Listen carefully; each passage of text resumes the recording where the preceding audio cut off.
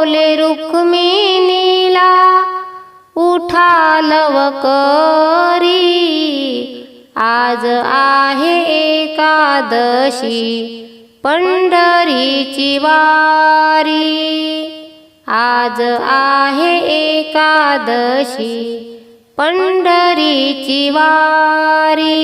देव बोले जनाबाई, काढावे झाडून, आले पैठणचे नाथ संसार सोडून, आले पैठणचे नाथ संसार सोडून।